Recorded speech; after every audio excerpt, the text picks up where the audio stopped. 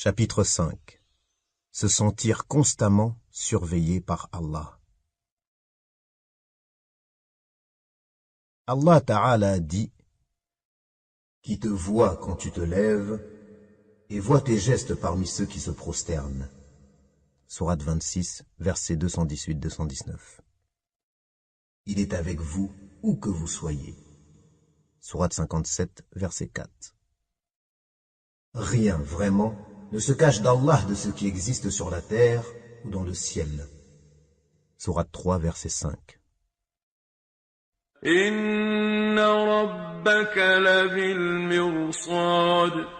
Car ton Seigneur demeure aux aguets. Sourate 89, verset 14. Il,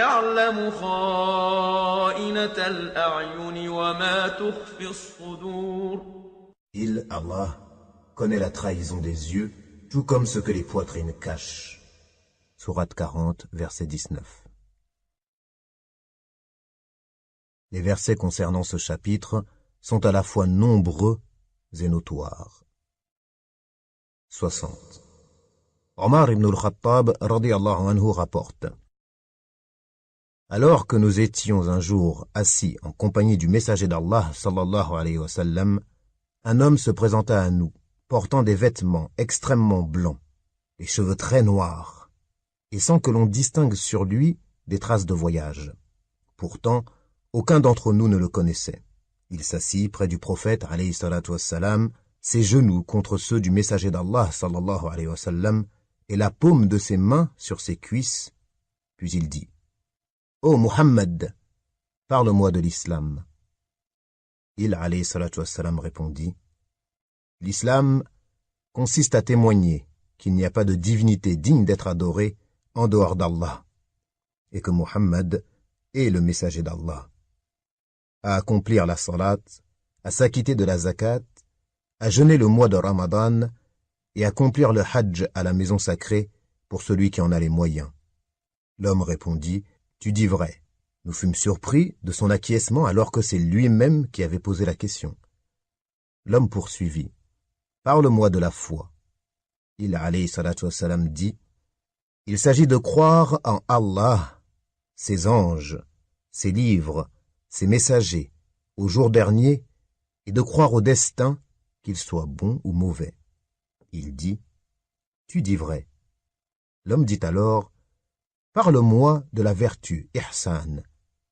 Il alayhi salatu wassalam répondit: C'est le fait d'adorer Allah comme si tu le voyais, car si toi tu ne le vois pas, lui te voit. Il dit encore: Parle-moi de l'heure. Il alayhi salatu wassalam répondit: Celui qui est interrogé n'en est pas plus informé que celui qui pose la question. Il dit: Indique-moi ces signes précurseurs. Il alayhi salatu wassalam dit: Lorsque la servante donnera naissance à sa maîtresse, et que tu verras les va-nu-pieds, dénudés, sans le sou, gardiens de moutons, rivaliser dans la hauteur des édifices.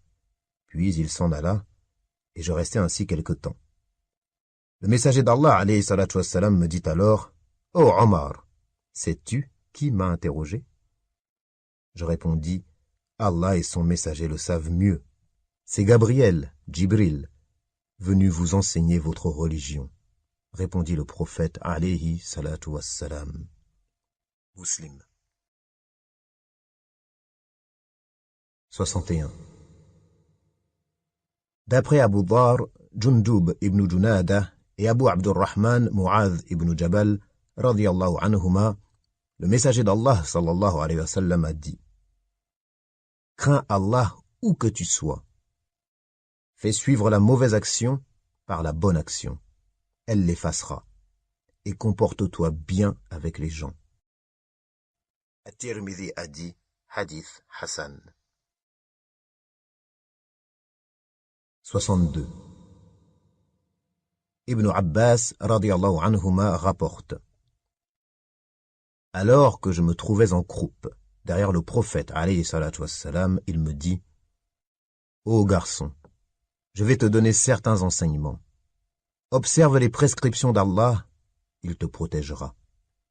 Observe les prescriptions d'Allah, tu le trouveras toujours avec toi. Si tu dois demander, demande à Allah.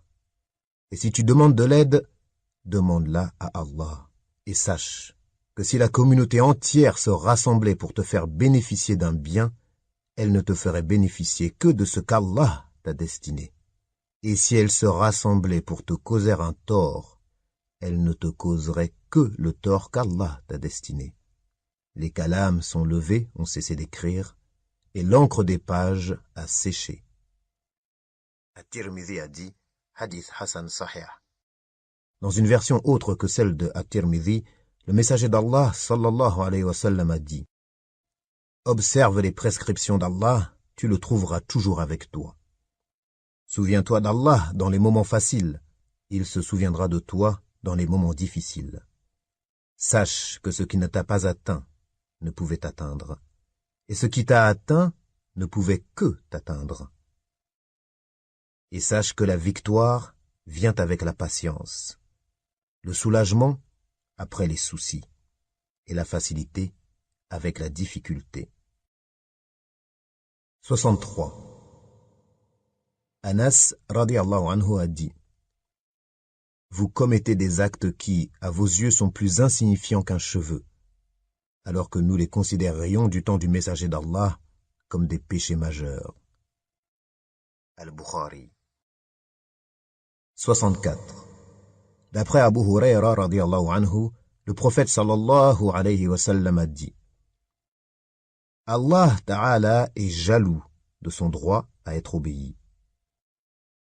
Et sa jalousie se manifeste lorsque l'homme commet ce qu'Allah lui a interdit.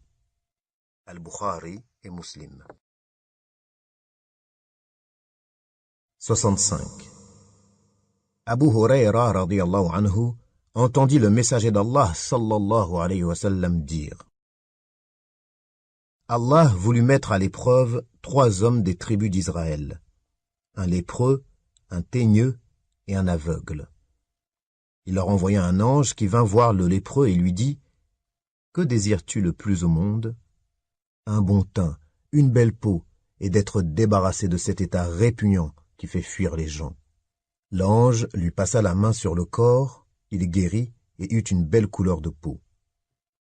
L'ange lui dit « Quel bien désires-tu le plus au monde ?» Il répondit « Les chameaux ou les vaches. » Le rapporteur a un doute. Alors on lui accorda une chamelle qui alla mettre bas, et l'ange lui dit « Qu'Allah te la bénisse. » L'ange vint ensuite voir le teigneux et lui dit « Que désires-tu le plus au monde ?»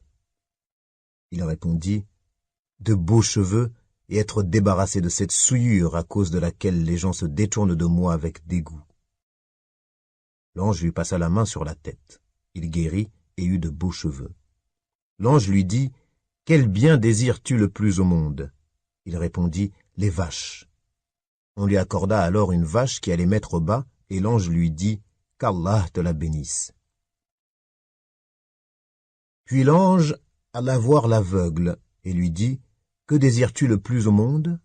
Il répondit « Qu'Allah me rende la vue et que je puisse voir les gens. » L'ange lui passa la main sur les yeux et Allah lui rendit la vue. L'ange lui dit « Quel bien désires-tu le plus au monde ?» Il répondit « Les moutons. » On lui accorda une brebis très féconde. Les 2 premières bêtes mirent bas, et la brebis eut un petit. Le premier obtint un troupeau de chameaux large comme une vallée, le second un troupeau de bovins large comme une vallée, et le dernier un troupeau de moutons large comme une vallée. Puis l'ange vint voir l'ancien lépreux sous l'apparence d'un lépreux et lui dit « Je suis un homme misérable, un voyageur dont les ressources se sont épuisées. Seul Allah peut me venir en aide, puis toi ensuite. Je te demande, au nom de celui qui t'a donné ce beau teint, cette belle peau et ces biens, de m'accorder un chameau qui me permette de poursuivre mon voyage. » Il lui répondit « J'ai de nombreuses charges. » L'ange lui dit alors « J'ai l'impression de te connaître. N'étais-tu pas ce lépreux dont les gens se détournaient, ce pauvre qu'Allah a enrichi ?» Il répondit « Non, au contraire, j'ai hérité de ces biens de père en fils. » L'ange lui dit, « Si tu mens, qu'Allah te ramène à ton état précédent. » Il alla ensuite voir l'ancien teigneux, sous l'apparence d'un teigneux, et lui tint le même langage. Celui-ci lui répondit de la même manière. L'ange lui dit alors, « Si tu mens, qu'Allah te ramène à ton état précédent. » Il alla enfin voir celui qui avait été aveugle, sous l'apparence d'un aveugle, et lui dit, « Je suis un homme misérable, un voyageur dont les moyens se sont épuisés. Seul Allah peut me venir en aide, puis toi ensuite.